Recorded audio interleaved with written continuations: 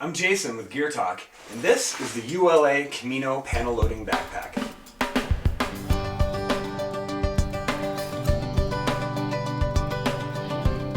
Some of you may know that I like panel loading backpacks, such as the Mountainsmith Ghost, which I named as one of my top 5 packs of all time. And I've always liked ULA packs. Matter of fact, I've got one of the original P2s that Brian Frankel actually sewed up for me. And so a lot of people in the forums were kind of begging Brian, when he still owned ULA, to make a panel loading backpack. And it didn't happen for a while. They finally came out with one. They called it the Camino. And I finally got one to compare to my Mountainsmith Ghost. Now, I haven't had this out in the field yet, so I really don't know how comfortable, durable, etc. it is. But I was really excited to get it today, and so I thought it'd be just fun to kind of go through my initial impressions and run down some of the features of this pack.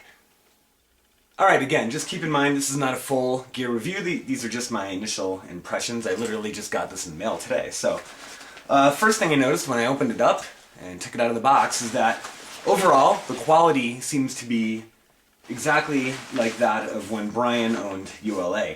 The material is a very durable Dyneema Gridstop X material, although there is a lot less of the signature kind of green fabric. There's more black nylon and things like that, but there are some differences. For example, they use nylon now on the side pockets instead of mesh, just for durability. If you're going through the brush, thorns and things like that tend to slide off this rather than snag like they would on mesh, so I think that might have been a good decision there. And these side pockets are adjustable, which is good. So materials are good. They also look like the mesh they use on the front pocket is a lot beefier than I remember on my original P2. This is really, it's almost like a rigid plastic. So I imagine this is going to be very, very durable. So one of the things I've always liked about ULA packs is the big front pocket, and they definitely put that on there, along with the bungee cord. One thing that was a little confusing to me is they put a zipper on the front pocket. I'm not quite sure why they did that. I mean, obviously it's to prevent contents from falling out, but I've never really had that. Maybe they could have saved a little weight with just an elastic closure here rather than a zipper, but I suppose you can always just leave it open. That's pretty much how I plan to use it. Don't really need to zip up stuff because I'm usually stuffing bulky wet rain gear or something in here. So anyway, not a bad feature, just interesting. It's got the signature ULA trekking pole Velcro holders that correspond down here to the trekking pole ice axe holders. So all pretty standard stuff on most ULA packs, so they kept a lot of that. On top, we've got some really nice attachments here for bear canister or a tent or a sleeping pad with really nice long straps that are thin to keep the weight down, but you could fit a lot up here. So if you have any really bulky items that you don't want to put inside the pack, you can put them up in here. And the top is a very flat surface, so it gives it a good, nice flat place to put things. You've got your hydration ports on the side, and there is a hydration ladder sleeve in the inside. I'll show you that in a minute. Let's turn the pack around. We've got our, again, standard ULA haul loop, load lifter straps, very well padded shoulder straps, water bottle holders or gear attachments on the outside here. Again, pretty standard ULA hip belt, lots of padding, semi-rigid, and I believe it is, yeah, there's Velcro in there, so that's adjustable too, which is great. Always love that.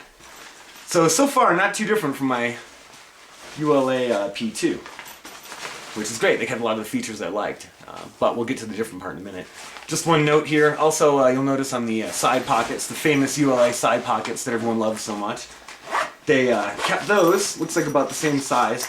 However, again, they changed the material to nylon rather than the Gridstop Dyneema. I don't know why. Maybe to keep durability with lowering some weight. I'm not sure. Oh, and one thing I should mention is that, again, on the hip belt, this is a little bit different than my P2. I think most of the standard ULAs come with this now, but it's got the straps that you pull forward to tighten, which I like rather than having to pull back. So that pretty much does it for the outside, I'd say. Let's open it up. And here's where it's really different. So let's see if I can show you this. So again, this is a panel loader. So it zips around like this. It's kind of a rectangular shape almost to it. And as you can see, the full panel opens up to give you complete access to everything inside. This is a, dream in terms of organization. You can access everything all the way down to the bottom of the pack. Put your sleeping bag down here, and you've literally just got access to everything. In the top here, I've got this is just a little kind of bag to put small things that you might want to get access to, like car keys or a wallet or whatever. It's removable, so you can save a little weight by taking that out. I have one of these on my P2 as well. Hydration sleeve, also removable, and they attach to the same clips, so they saved a little weight there by just using 2 loops to be able to attach 2 different accessories. And one thing that's interesting here, if you notice, you've got these internal compression straps, which is kind of cool. So basically, after you pack it all up,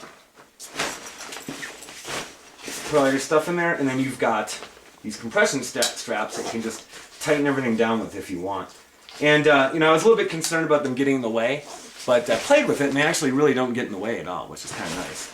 You don't have to use them. You could just leave them open, I suppose, and just pack like that if you're not worried about compression, because there are other compression straps on the outside of the pack and on the top. So you've also got compression that way. So here's the top compression, the side compression strap rather, and then these also act as compression straps too. So you may or may not need that. I guess it just depends on your load. So again, I really like this a lot. Just to kind of give you a little quick comparison, here's how the ULA opens up, and here's the Mountain Smith Ghost.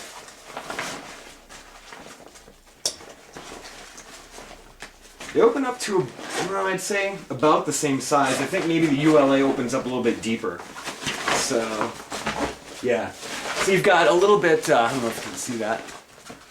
This doesn't quite open all the way down that far. ULA Camino opens down a little bit more to the bottom, so you get a little bit easier access to the bottom, which is kind of nice. So overall, it looks like a really interesting pack. To me, it's I've always said that I wish they could combine the Mountain Smith Ghost with the ULA P2, and it looks like they've kind of done it. It's a little bit smaller, but we'll see.